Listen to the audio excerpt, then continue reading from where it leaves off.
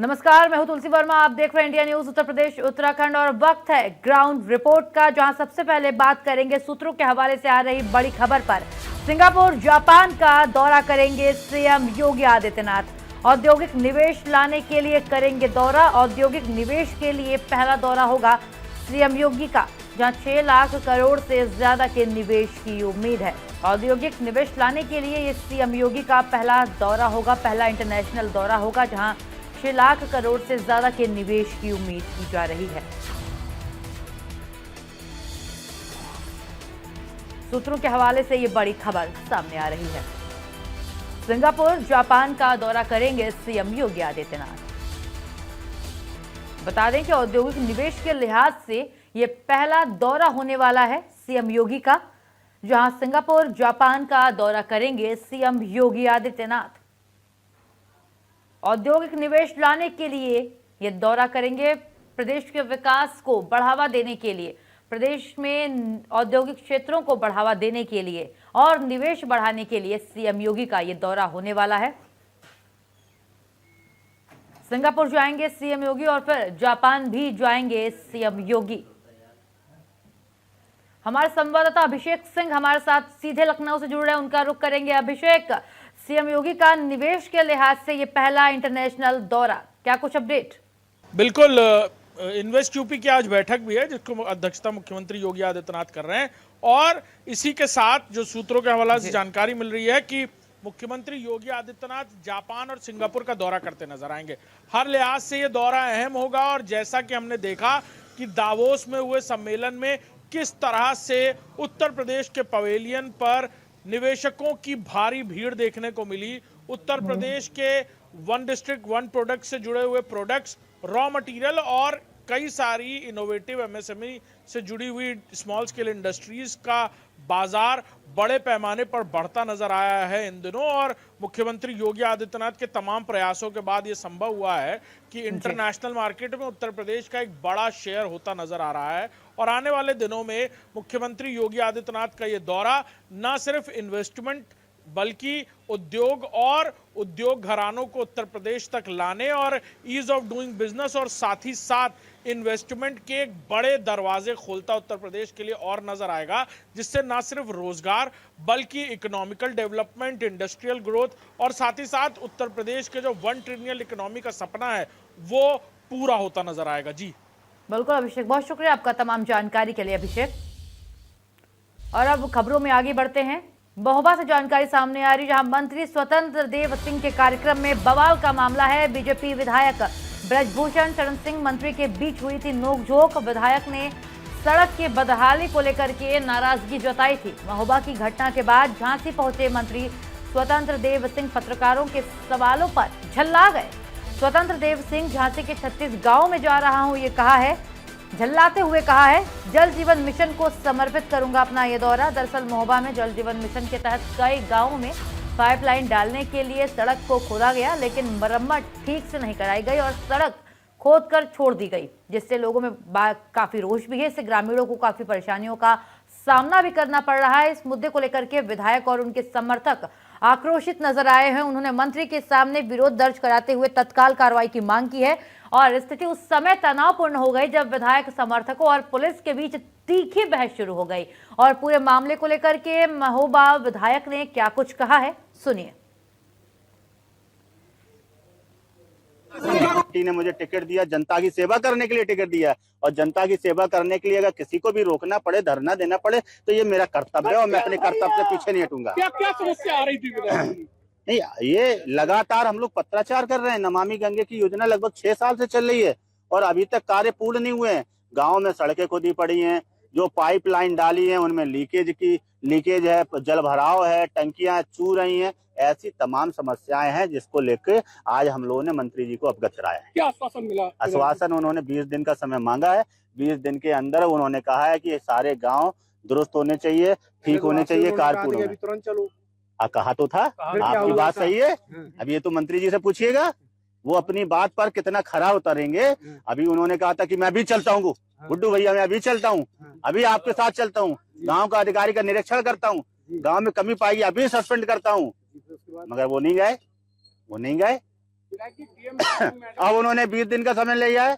अब वो काम करते हैं कि नहीं करते, वो उनकी कार्यशैली पर निर्भर। क्षमा चाहता हूँ, आप बताओ, मुझे सिखाइए माध्यम सही क्या है।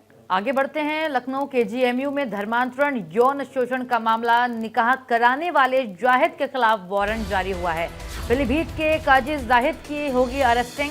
लखनऊ कोर्ट के आदेश पर एनबीडब्ल्यू की ये बड़ी कार्रवाई हुई है। चौक पुलिस ने पीलीभीत पुलिस से मांगा है सहयोग, जल्द पीलीभीत जाएगी लखनऊ पुलिस। तो पीलीभीत के काजी जाहिद की होगी अरेस्टिंग। लखनऊ कोर्ट के आदेश पर एनबीडब्ल्यू की बड़ी कार्रवाई होगी। चौक पुलिस ने पीलीभीत पुलिस से सहयोग मांगा है।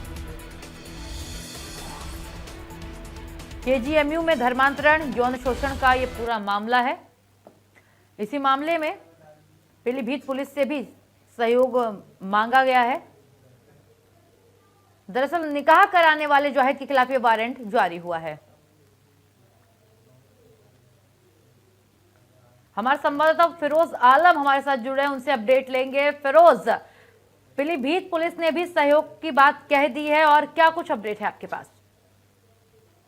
बिल्कुल, देखिए आपको बता दें कि केजीएमयू के डॉक्टर रमीज मलिक केस में कार्रवाई का जो दायरा है वो बड़ा है। फर्जी निकाह कराने वाले पीलीभीत के जो काजी हैं उन पर शिकंजा कसा गया है। काजी जाहिद हसन राणा के खिलाफ जो है वो गैर जमानती वारंट जो है वो जारी हुआ है। लखनऊ कोर्ट से आदेश पर इसका एनबीडब्ल्यू की कार्रवाई हुई है। वहीं चौक कोतवाली पुलिस ने पीलीभीत पुलिस से सहयोग भी मांगा है। पीलीभीत के पीरखाना मोहल्ले से निकाह कराने का जो इनपुट मिला था, तो वहीं काजी जाहिद हसन राणा की गिरफ्तारी के लिए जल्द ही लखनऊ पुलिस जो है वो पीलीभीत के लिए रवाना होगी। वहीं आपको बता दें कि निकाहनामा में गवाह के मामले में जो गिरफ्तार शारिक खान को चौक पुलिस ने जेल भेज दिया है। पूछताछ से पता चला है कि शारिक ने आगरा की महिला डॉक्टर के निकाह और धर्मांतरण से जुड़े कई फर्जी दस्तावेज बनवाए थे। शारिक के खिलाफ चौक पुलिस अब फर्जी दस्तावेज तैयार करने की जो धारा है उसमें बढ़ाने का काम कर रही है। धर्मांतरण के बाद महिलाओं का नया नाम, बाकायदा तौर पर जो चीजें उसकी गिरफ्तारी के बाद पुलिस की पूछताछ में जो चीजें सामने आई हैं उस पर पता चला है कि बाकायदा जो है वो शारिक से पूछा गया कि अब तक उसने कितनी महिलाओं का धर्मांतरण कराया। इस सवाल पर आरोपी ने पूरी तरह से चुप्पी साध ली। पुलिस का कहना है कि मोबाइल फोन को फॉरेंसिक टीम के पास भेजा गया है। आरोपी के काफी डाटा जो है वो उसने मिटा दिया है। डाटा रिकवरी के बाद बाकायदा गिरोह से जुड़े लोगों के बारे में जानकारी मिल सकेगी। वहीं एसीपी चौक जो राजकुमार सिंह है उनका कहना है कि आरोपी से पूछताछ की गई है। आरोपी का डॉक्टर रमीज और उसके माता पिता का आमना सामना कराया जाएगा। वहीं लगातार केजीएमयू मामले में देख रहे हैं नया अपडेट रोज ही सामने आता जा रहा है। अभी शारिक की गिरफ्तारी हुई, उसके बाद बिल्कुल फिरोज, बहुत शुक्रिया आपका। रोज नए अपडेट सामने आ रहे हैं। उम्मीद है जल्द मुख्य आरोपी तक भी पहुंचेगी पुलिस। फिलहाल बहुत शुक्रिया आपका। खबरों में अब आगे बढ़ते हैं। वाराणसी से खबर सामने आ रही है, जहां एसआईटी का कफ सिर्फ तस्करी पर एक्शन देखने को मिल रहा है। सिर्फ तस्करों के कुल 6 करोड़ की संपत्ति को कुर्क किया गया है। तस्कर शुभम जायसवाल पर प्रशासन ने शिकंजा कसा है। उसके फ्लैट, मकान और 70 लाख के बैंक खाते फ्रीज किए जा चुके हैं। वाराणसी, शिवपुर से पिंडरा तक कार्रवाई को अंजाम दिया गया है। आरोपी शुभम जायसवाल के संपत्ति को कुर्क किया गया है। तो लगातार कोडीन कफ सिरफ मामले में गिरफ्तारियां हो रही हैं, कार्रवाई को अंजाम दिया जा रहा है। इस बीच तस्कर शुभम जायसवाल पर प्रशासन ने शिकंजा कसा है और उसकी संपत्ति को कुर्क कर लिया है और उसके बैंक खातों को भी सील किया है। तो एसआईटी ने कफ सिरफ मामले में एक्शन जारी है। एसआईटी का प्लॉट, मकान और 70 लाख के बैंक खाते भी फ्रीज किए जा चुके हैं। एक बार फिर से आपको जानकारी देते हैं। सिर्फ तस्करों की कुल 6 करोड़ की संपत्ति को कुर्क किया गया है और पुलिस ने, एसआईटी की टीम ने तस्कर शुभम जायसवाल को गिरफ्तार किया है। इसके साथ ही सिर्फ वाराणसी ही नहीं, वाराणसी, शिवपुर और उसके साथ ही पिंडरा तक कार्रवाई को अंजाम दिया गया है। तलाशी अभियान भी चलाया गया है। दबिश दी गई है आरोपी की तलाश में और आखिरकार सफलता लगती है एसआईटी की टीम के हाथ पुलिस जब उसको शुभम जायसवाल को गिरफ्तार कर लेती है। और अब पंकज का रुख कर लेते हैं। पंकज, गिरफ्तारी हुई है और आरोपियों की, तस्करों की कुल कह सकते हैं 6 करोड़ की संपत्ति को कुर्क किया गया है। क्या कुछ और अपडेट पंकज? जी बिल्कुल देखिए बहुत बड़ी कार्रवाई की गई है। लगभग 6 करोड़ रुपए की जो संपत्ति को फ्रीज किया गया है, जब्तीकरण की गई है और न्यायालय के आदेश पे किया गया। जिस तरीके से सोनभद्र पुलिस ने लगातार दूसरी बार, इसके पहले 23 जनवरी को भी सोनभद्र पुलिस आई थी, 28.5 करोड़ की जो है संपत्ति जो है फ्रीज की गई थी, जब्तीकरण की गई जी। थी। और आज की बात करें तो आज जो है 4.5 करोड़ उससे ज्यादा की जो है अचल संपत्ति, और उसके बाद अगर हम बात करें तो लगभग 55 लाख से ज्यादा की जो 4 पहिया 2 पहिया वाहन थे, उसके साथ ही लगभग अगर हम बात करें 75 लाख के आसपास जो राशि थी के खाते में, उसको भी जो फ्रीज किया गया। कुल मिला के लगभग 6 करोड़ रुपए की संपत्ति को आज जो है फ्रीज किया गया है, उसकी जब्तीकरण की गई है, और ये सब न्यायालय के किया गया। आपको बता दें कि देखिए, शुभम जायसवाल प्रोटीन युक्त सिरप तस्करी का मुख्य सरगना है, मास्टरमाइंड है। हालांकि उसके जो पिता भोला प्रसाद जायसवाल अभी भी पुलिस की गिरफ्त में है और उनको जो है जेल में निरुद्ध किया गया है। और ये भोला प्रसाद जो जायसवाल के पिता है, उनकी ये पूरी संपत्ति उनकी या उनके जो सहयोगी उनके नाम से थी। आपको बता दें कि इसके पहले भी शुभम जायसवाल के तमाम जो सहयोगी हैं वो पुलिस के गिरफ्त में है, गिरफ्तार किए जा चुके हैं, जेल में है।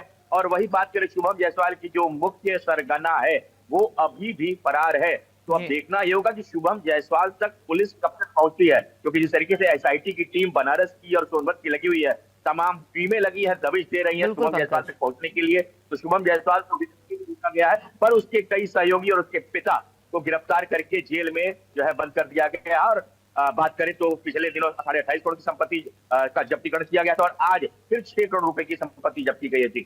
जी, बहुत शुक्रिया आपका पंकज तमाम जानकारी के लिए।